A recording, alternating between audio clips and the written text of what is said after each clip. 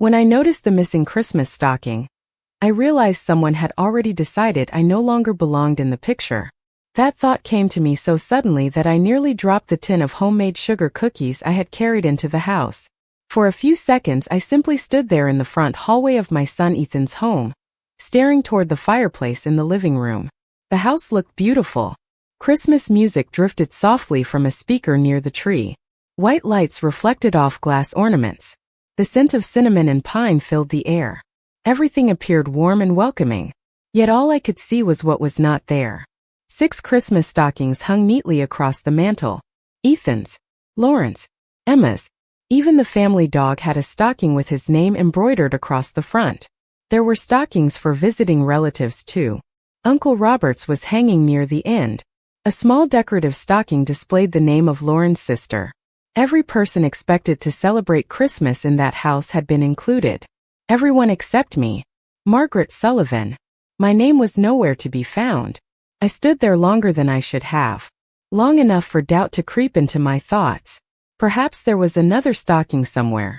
Perhaps it had not been hung yet. Perhaps I was overreacting. At 69 years old, I had learned that not every uncomfortable feeling deserved immediate attention. Sometimes a missing detail was simply a missing detail. Still, something felt wrong. Very wrong. Margaret. Lauren's cheerful voice broke through my thoughts. She appeared from the kitchen carrying a tray of appetizers. You made it. I forced a smile. Traffic was lighter than I expected. She kissed my cheek and welcomed me inside. Her enthusiasm seemed genuine. That only made the situation more confusing. If the missing stocking was intentional, why act as though nothing had happened? If it was accidental, how could someone planning Christmas decorations for weeks fail to notice? The question stayed with me as I moved farther into the house. Emma rushed downstairs a moment later and hugged me tightly. Grandma, you are finally here. Her smile immediately lifted my mood. Of all the people in the family, Emma had always been the easiest to read. What she felt showed plainly on her face. That was why I noticed the brief flicker of discomfort in her expression when her eyes shifted toward the fireplace. The moment lasted less than a second. Then it disappeared. But I saw it. Everything okay? I asked quietly. Of course, she replied a little too quickly. Then she grabbed one of the cookies from my tin and hurried back toward the kitchen. Another small moment. Another strange feeling. Over the next hour, more relatives arrived. The house filled with laughter and conversation. Gifts began appearing beneath the tree. Uncle Robert told the same Christmas stories he told every year. Everyone laughed at the same parts they always laughed at. On the surface, it looked like a perfect holiday gathering. Yet the missing stocking remained fixed in the back of my mind. Several times, I caught myself glancing toward the mantel. Each time the absence seemed more obvious. What bothered me most was not the decoration itself. It was what it represented. Since Ethan was a little boy, I had hung Christmas stockings every year.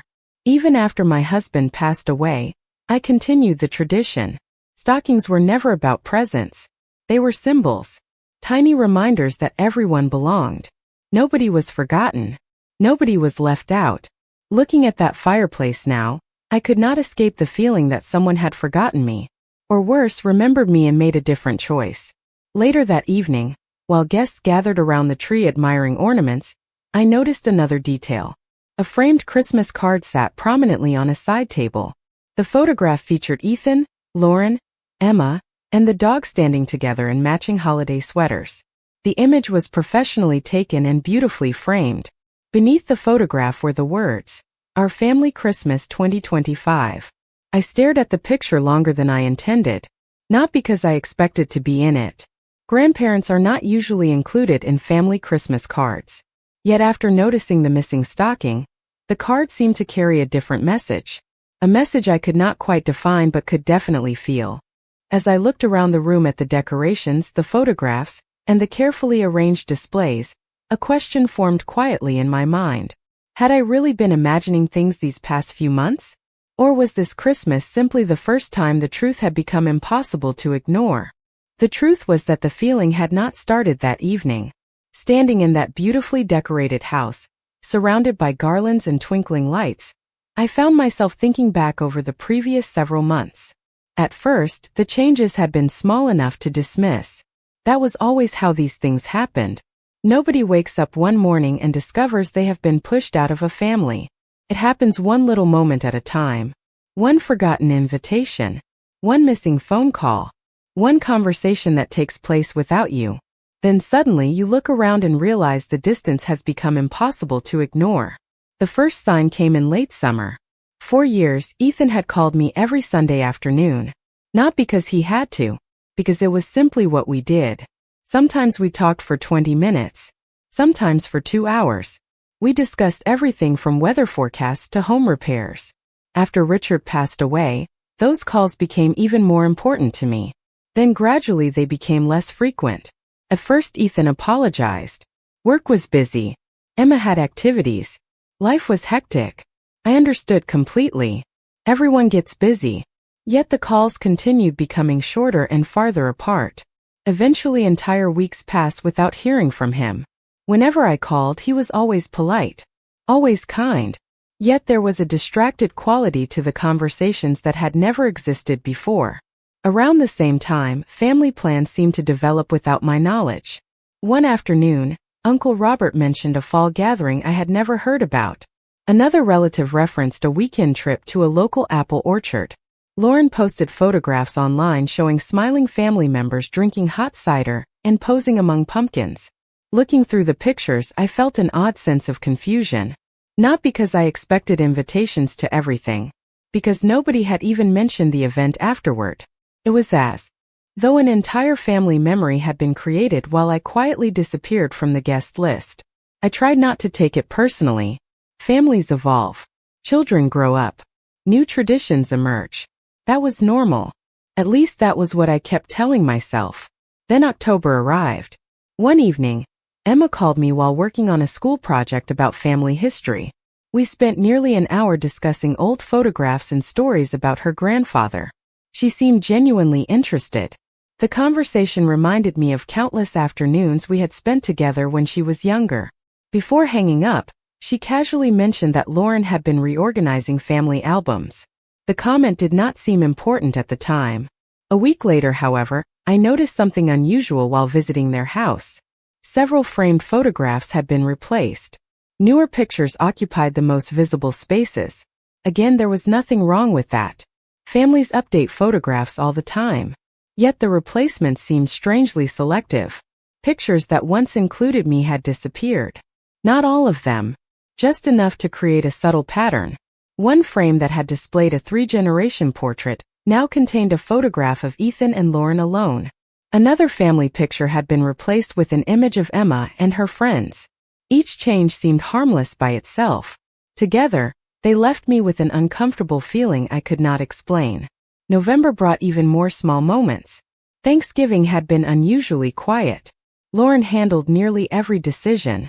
Ethan seemed content to let her manage everything. I remembered noticing how often conversations shifted when I entered a room. Nothing dramatic. Just little pauses.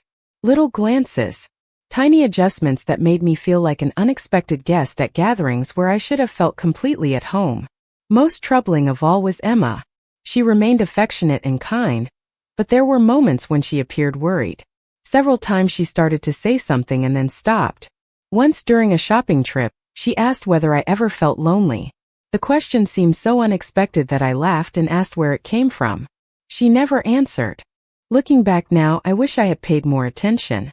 Standing beside the Christmas tree that evening, I watched relatives admire ornaments while holiday music played softly in the background. Across the room, Lauren moved effortlessly from guest to guest, making sure everyone felt welcome. She looked like the perfect hostess. Perhaps that was why nobody else appeared to notice what I was noticing. The missing stocking. The altered photographs. The gradual shift in family dynamics. None of it seemed dramatic enough to mention aloud. Yet together they formed a pattern. And as I stared at the fireplace once more, I found myself wondering whether I was about to discover why that pattern existed in the first place. Later that evening, the house settled into the comfortable rhythm that Christmas gatherings often follow. Dinner had ended. Wrapping paper from a few early gifts sat piled neatly near the tree. Some relatives gathered around the television watching an old holiday movie, while others lingered in the kitchen discussing recipes and travel plans. The atmosphere felt warm, normal. Yet the questions in my mind refused to disappear. Several times I caught myself looking toward the mantel. The missing stocking seemed almost impossible to ignore now. What surprised me most was that nobody mentioned it. Not Ethan. Not Lauren. Not Uncle Robert. Not even Emma. It was as though everyone had silently agreed not to notice. Around 9 o'clock I stepped into the kitchen to refill my coffee. The room was empty except for Emma, who stood near the counter staring at her phone. When she saw me enter, she quickly locked the screen. The movement was subtle, but I noticed it immediately. "Enjoying the evening?" I asked with a smile. "Yes," she replied. Then she looked down at her mug. "Grandma, can I ask you something?" Her voice carried the same hesitation I had heard several times over the past few months. "Of course." She seemed to choose her next words carefully. "Do you ever feel like people change when they start caring more about appearances than relationships?" The question surprised me. Not because of the topic. Because of who was asking it. 15-year-olds do not usually spend Christmas Eve discussing family dynamics. "Sometimes," I answered honestly. "Why?" She glanced toward the doorway. "Just wondering." Then she changed the subject. Once again, the conversation ended before it really began. A few minutes later, guests began gathering near the tree for photographs. Lauren organized everyone with the efficiency of someone who had planned every detail in advance. Chairs were moved. People were rearranged. Children were guided into position. Several group photos were taken. Then family combinations followed. Parents and children, cousins, siblings, couples. The process continued for nearly 20 minutes. During that time I noticed something else. Nobody asked me to join any of the larger family photographs. Not directly. Not intentionally. I was included in one picture with Uncle Robert. Another with Emma. Beyond that, I remained mostly on the sidelines watching everyone else. Again, no single moment felt significant enough to create a scene. Yet the pattern continued. After the photographs ended, Lauren carried several framed pictures into the living room. "I wanted everyone to see some of the new holiday prints," she announced. Family members gathered around immediately. Curious, I joined them. One frame displayed a professional Christmas portrait from earlier that month. Another showed Ethan, Lauren, and Emma decorating the tree. A third captured a family baking day. Looking at the images, I felt the same sensation I had experienced during Thanksgiving. I remembered some of these events. I had attended at least 2 of them. Yet somehow I was missing from every photograph. Not absent because I had not been there. Absent because the selected images simply did not include me. The realization sent a chill through me that had nothing to do with the winter weather outside. Uncle Robert studied the photographs beside me. Then he frowned slightly. "Did Margaret leave early that day?" he asked while pointing to one image. Lauren looked over. "Which day?" "The cookie decorating afternoon." Lauren glanced at the picture. "Oh, I do not remember." I did. I remembered perfectly. I had spent nearly 3 hours helping Emma decorate cookies that afternoon. Yet there was no sign of me anywhere in the frame. The explanation should have been simple. A photograph captures only a moment. Not every person appears in every picture. Yet as I looked around the room, I realized the same explanation had been repeated dozens of times over the past several months. One missing photograph. One forgotten invitation. One absent stocking. One small omission after another. Individually harmless. Together impossible to ignore. Later that night, while guests prepared for bed and the house gradually grew quieter, I walked through the living room one final time before heading upstairs. The Christmas tree glowed softly in the darkness. Wrapped gifts rested beneath its branches. Shadows danced across the walls. As I passed the fireplace, something caught my eye. A small gift box sat tucked behind one of the decorative holiday displays. It was plain white with no ribbon and no gift tag. Nothing about it matched the carefully coordinated decorations surrounding it. Curious, I stepped closer. The box appeared almost hidden, as though someone had placed it there intentionally. I looked around the empty room. Then I carefully picked it up. It felt surprisingly light. And as I turned it over in my hands beneath the glow of the Christmas lights, I realized there was only one word written across the top. My name. I stood alone beside the fireplace holding the small white box while the rest of the house slowly settled into silence. For several seconds I simply stared at my name written across the lid. Margaret. No last name. No card. No explanation. Just my name.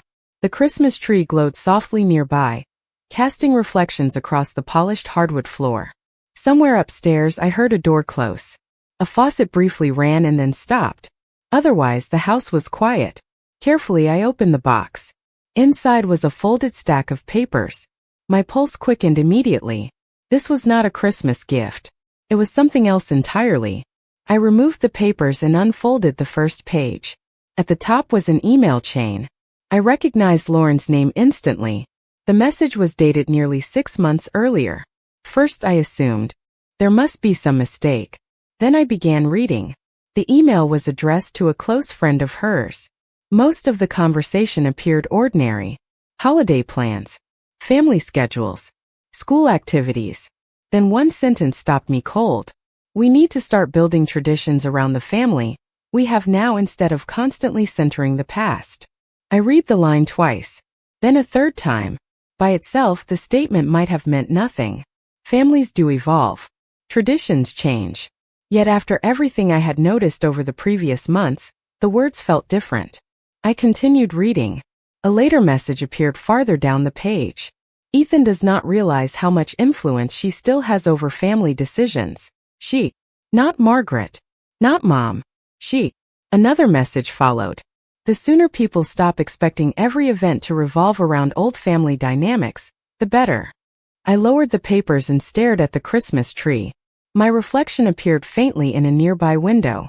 Suddenly, the missing stocking no longer felt like a misunderstanding. Neither did the photographs. Neither did the guest lists, the altered family albums, or the subtle shifts in conversation.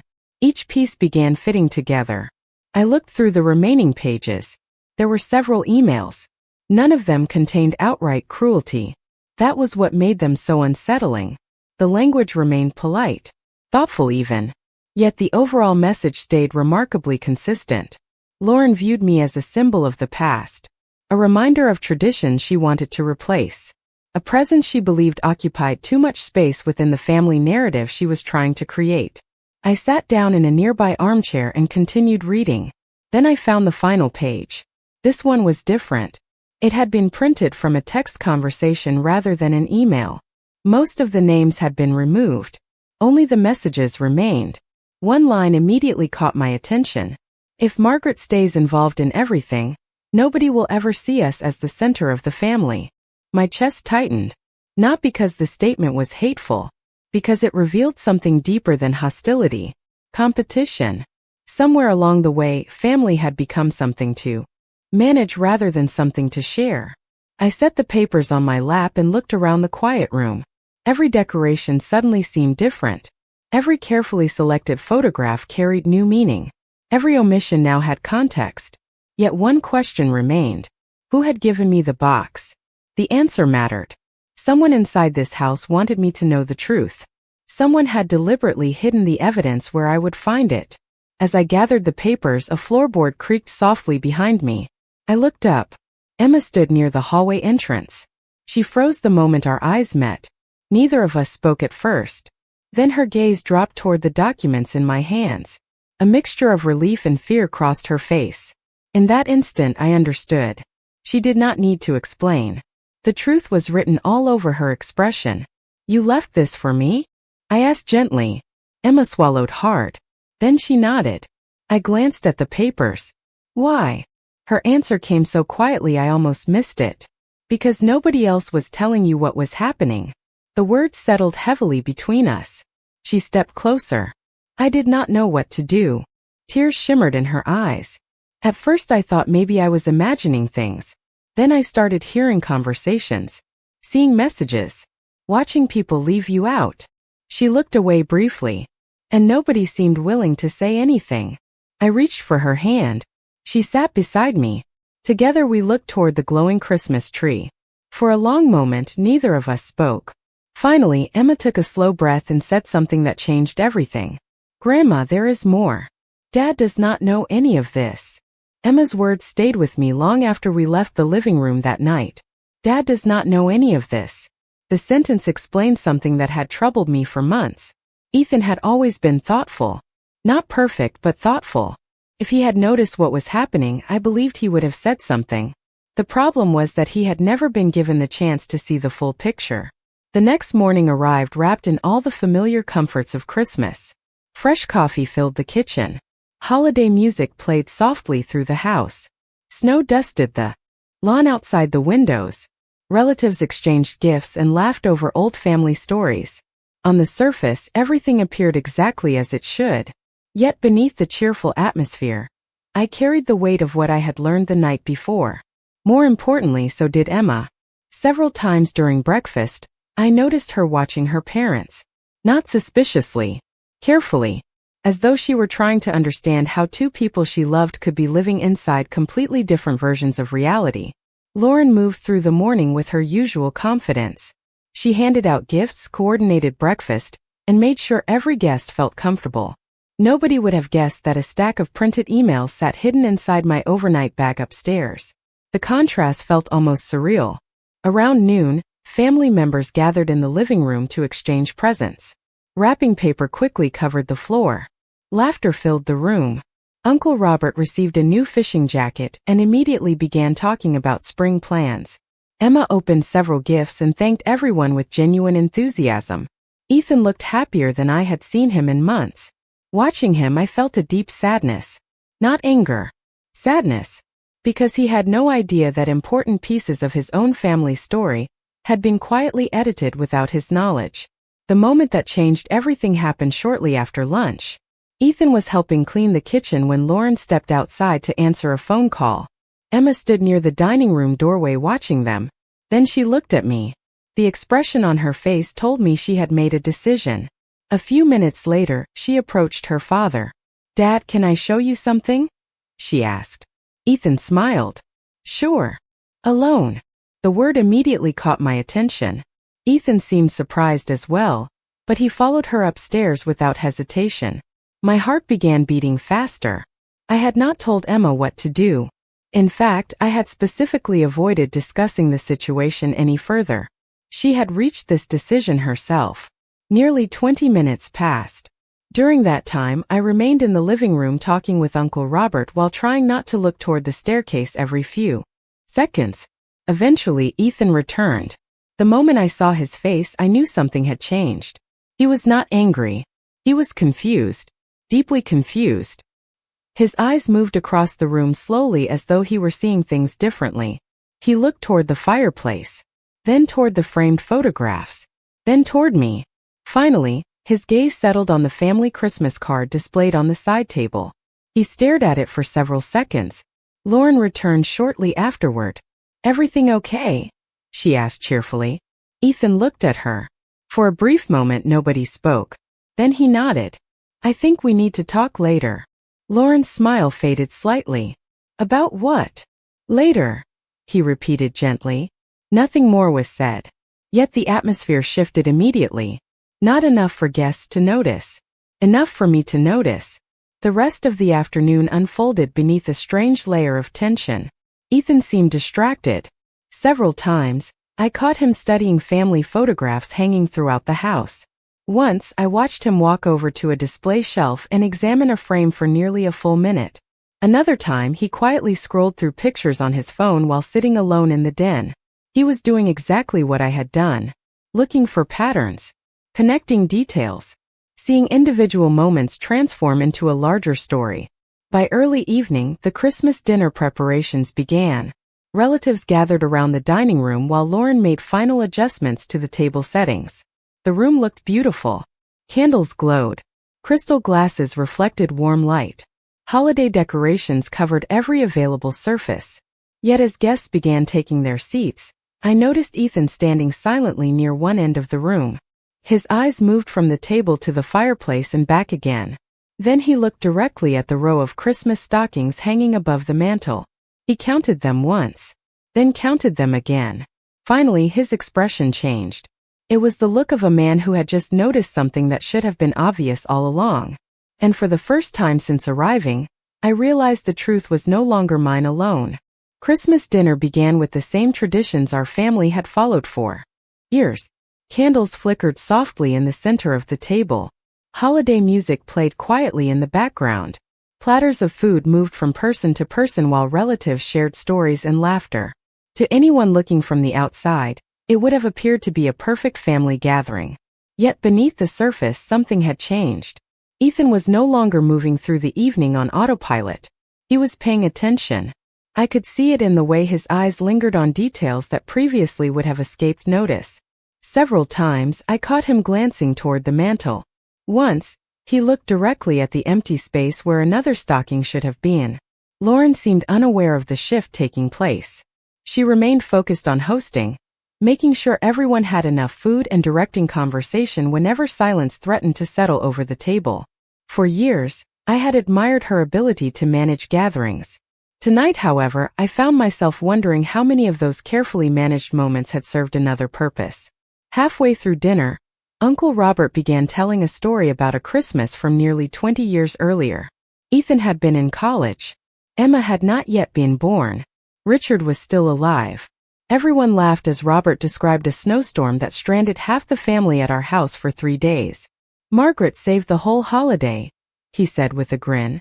She somehow fed 15 people using whatever she could find in the pantry. Several relatives smiled at the memory. I laughed softly as well. The story had become family legend over the years. What surprised me was Ethan's reaction. Instead of laughing and moving on, he became thoughtful. I remember that, he said. Mom handled everything. His eyes shifted briefly toward Lauren before returning to Robert. She always handled everything. The comment was simple, yet something about the way he said it made the table quieter. Not uncomfortable. Reflective. For the next several minutes, stories continued flowing. One relative remembered a birthday party I had organized. Another recalled family vacations. Someone mentioned school events, graduations, and holidays stretching back decades. A pattern emerged naturally. Story after story contained the same central figure. Not because anyone was trying to prove a point, because those memories were real. Across the table, Lauren smiled politely during the conversation, but I noticed her becoming less comfortable as the evening progressed. She seemed to realize that the family narrative she had been trying to reshape was now rebuilding itself in real time. No arguments were necessary. Memories were doing the work on their own. After dinner, guests moved into the living room for dessert and coffee. Ethan remained behind to help clear the table. As I carried dishes toward the kitchen, I overheard part of a conversation. "Lauren," he said quietly, "can I ask you something?"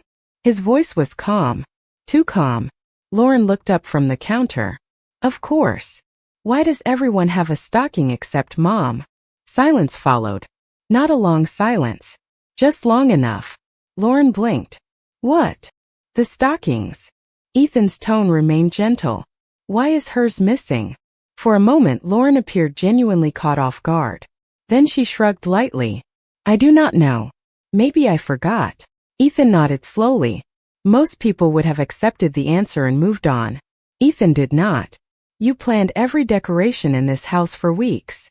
Lauren folded a dish towel carefully. "It was probably an oversight." Another pause followed. This time longer. I quietly stepped back before they noticed me listening.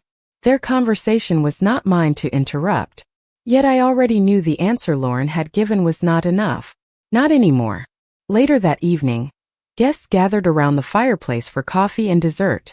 The atmosphere remained pleasant, but subtle tension lingered beneath the surface. Ethan spent much of the evening observing, listening, thinking. Several times, his eyes moved toward the framed photographs displayed throughout the room. Then toward me. Then toward Lauren. The same pattern repeated again and again. Finally, just before dessert plates were collected, Emma entered the room carrying something in her hands. First, nobody paid much attention. Then she stopped beside the coffee table and carefully placed a small stack of papers in the center. The room gradually fell silent. My heart immediately recognized the documents. They were the same pages I had found inside the white box. Emma looked at her father, then at her mother. Her voice trembled slightly, but she did not back away. There is something everyone needs to see. The Christmas lights glowed softly behind her as every pair of eyes in the room turned toward the papers. And for the first time since this story began, there was nowhere left for the truth to hide. For several seconds nobody moved. The only sound in the room came from the soft Christmas music playing near the tree. Emma stood beside the coffee table with her shoulders tense and her hands clasped together. The stack of papers rested in front of her like something far heavier than a few printed pages. Ethan looked down first. Then Lauren. Around them, relatives exchanged uncertain glances. Nobody understood exactly what they were looking at yet, but everyone sensed the importance of the moment. Ethan reached for the documents. He slowly picked up the first page and began reading. The room remained completely silent. I watched his expression carefully. First there was confusion, then concentration, then something deeper. Recognition. The kind that appears when scattered pieces of a puzzle suddenly lock together. Across from him, Lauren's face gradually lost color.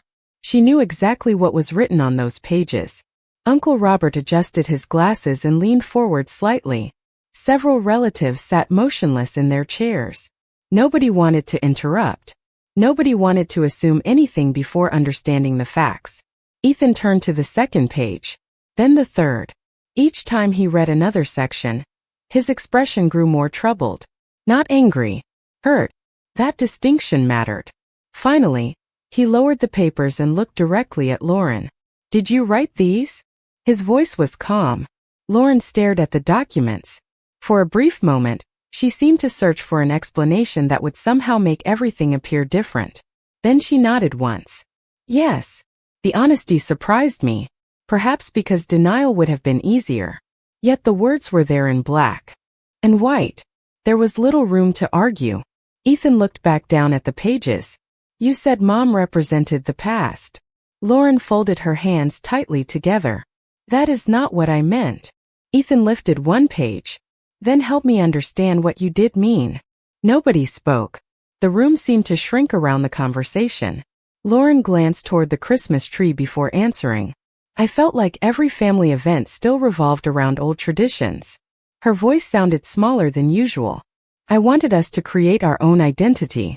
Ethan nodded slowly. "And somehow that became leaving Mom out?" Lauren immediately shook her head. "That was never my goal." Yet even she sounded uncertain. The problem was not one email, or one photograph, or one missing stocking. It was the pattern. Each individual decision might have seemed harmless alone. Together they told a different story. Uncle Robert quietly spoke for the first time. "Lauren, I have known this family for more than 40 years. His tone remained gentle. "Nobody is upset because traditions change." Lauren looked at him. "Then why are we having this conversation?" Robert gestured toward the papers. "Because changing traditions is not the same thing as removing people from them." The words settled heavily across the room. Several relatives nodded. Not dramatically, simply because the statement felt true. Ethan sat back in his chair. I could almost see memories moving through his mind. The missing photographs. The shortened phone calls. The gatherings I had never heard about. The Christmas stocking. The family card. One by one, ordinary moments were being re-examined through a completely different lens. Emma remained standing quietly near the coffee table. Her courage struck me more with every passing minute. Speaking up had not been easy for her. Yet she had done it anyway. Ethan finally looked toward me. "Mom." I met his gaze. "How long have you been feeling this?" The question hung in the air. I considered my answer carefully. Long enough to notice it. Not long enough to fully understand it. Ethan lowered his eyes briefly. The sadness on his face touched me more than any apology could have. Because I knew he was not only realizing what had happened, he was realizing how much he had missed. Lauren sat silently for several moments. Then she looked around the room. At the relatives. At Emma. At Ethan. Finally at me. For the first time all evening, her expression carried no defensiveness. No frustración. No justificación. Only reflection. She seemed to be seeing the situation through everyone else's eyes. And what she saw clearly troubled her. Outside, snow continued falling beyond the windows. Inside, the Christmas lights cast a warm glow across the room. Nobody raised their voice. Nobody stormed away. Yet the truth stood plainly between us now. No longer hidden inside emails. No longer disguised as innocent oversights. No longer buried beneath decorations and holiday traditions. It had finally become visible to everyone. And once something becomes visible, it becomes impossible to pretend it was never there. The room remained quiet after Ethan's question faded into the background. Nobody seemed eager to rush forward. In a strange way, the silence felt necessary. For months, perhaps longer, everyone had been moving around a truth they did not fully understand. Now that it sat openly before them, people needed time to absorb it. Lauren stared down at the papers resting on the coffee table. The glow from the Christmas tree reflected softly across the pages. For the first time since I had arrived, she looked less like the confident organizer of every family gathering and more like someone confronting a difficult reality about herself. Finally, she spoke. "I never hated you." Her voice was barely above a whisper. Nobody interrupted. "I know that probably sounds impossible right now." She looked directly at me. "But it is true." I held her gaze without speaking. Lauren took a slow breath. "When Ethan and I first got married, I admired everything you had built. Everyone did. Every holiday. Every family tradition. Every gathering seemed connected to you somehow." She glanced toward the relatives sitting around the room. "At first I thought it was wonderful." Her eyes lowered. "Then somewhere along the way, I started feeling like there was no room for anyone else to shape the future." Ethan listened carefully. "So did everyone else." Lauren continued. "I convinced myself that creating something new meant creating distance from what came before." Tears appeared in her eyes. "I did not realize I was creating distance from people too." Nobody spoke for several moments. Then Uncle Robert leaned forward slightly. "That happens more often than people realize." Lauren looked surprised. Robert offered a small, understanding smile. "The mistake was not wanting your own traditions. Every generation does that. The mistake was believing there was only room for one generation at a time." The words seemed to settle deeply into the room. Lauren slowly nodded. Across from me, Emma looked relieved. Not happy exactly. Relieved. The kind of relief that comes when adults finally begin saying things honestly. Ethan looked around the room. "When Emma showed me those emails today, I thought I was reading about a stranger." He paused. "Then I started remembering things." His eyes moved toward the fireplace. The missing stocking. Then toward the photographs. The pictures. Then toward me. The calls that became shorter. The gatherings Mom stopped hearing about." He shook his head slightly. Each thing seemed small by itself. Nobody disagreed. Because that was exactly why the pattern had been so difficult to recognize. Small things rarely announced themselves as important. Lauren wiped at her eyes. "I kept telling myself every decision was reasonable." She laughed softly, though there was no humor in it. "One photograph. One guest list. One decoration." Her voice trembled. "I never stopped to look at what all those choices added up to." Emma finally spoke. "I think that is when I got scared." Everyone turned toward her. She shifted nervously but continued anyway. "Every time something happened, it seemed too small to mention. But then another thing happened. And another. Eventually it felt like Grandma was disappearing from our family one piece at a time." The room fell silent again. Her words carried a painful accuracy that nobody could deny. I reached across and gently squeezed her hand.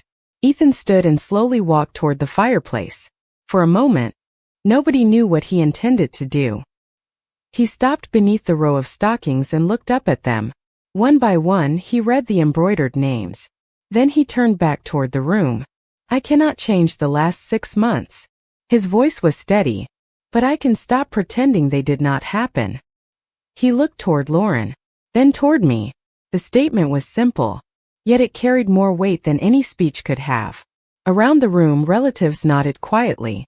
Nobody seemed interested in assigning blame anymore. The truth had already done its work. What remained was understanding. Outside, snow continued drifting past the windows. Inside, the warmth of the Christmas lights softened the edges of a difficult evening. For the first time since arriving, I felt something unexpected begin replacing the hurt I had carried for months. Not victory. Not vindication. Something gentler. The feeling that perhaps the family I loved was finally seeing the same picture at the same time. And once people truly see something together, healing becomes possible. Nobody rushed to leave the living room after that. The evening seemed to settle into a different rhythm, one shaped less by holiday schedules and more by quiet reflection. The papers remained on the coffee table, no longer hidden, no longer mysterious. They had served their purpose. The truth was no longer trapped inside private messages and overlooked details. It belonged to the entire family now. Ethan stood beneath the fireplace for another moment before looking back toward the room. Then something unexpected happened. He disappeared down the hallway without saying a word. Several relatives exchanged curious glances. A few minutes later, he returned carrying a small cardboard box. I recognized it immediately. It was one of the old Christmas storage boxes we had used for years. Ethan set it on the floor and opened the lid. Inside were decorations, ornaments, and pieces of holiday memorabilia collected across decades. Slowly, he reached inside and removed a Christmas stocking. My Christmas stocking. For a second, nobody spoke. The familiar red fabric looked slightly worn around the edges. A few threads had loosened over the years. My name was embroidered across the front in gold lettering. I had not seen it since the previous Christmas. Ethan stared at it for a moment before looking toward Lauren. She covered her mouth with one hand. The realization on her face was immediate. She remembered exactly where the stocking had gone. More importantly, she understood what its absence had represented. Ethan walked back toward the fireplace and carefully hung the stocking in the empty space that had bothered him all evening.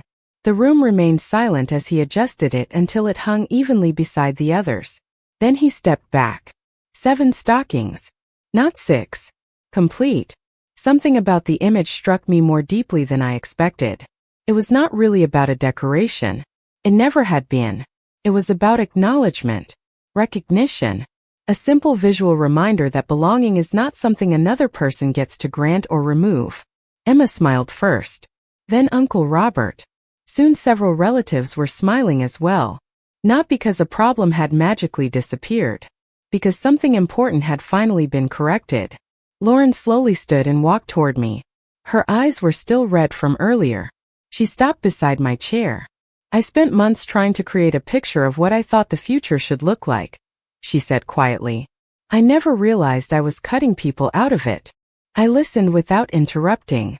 You deserved better than that. Her voice trembled. I am sorry. This time there was nothing defensive in her words. No explanations. No qualifications.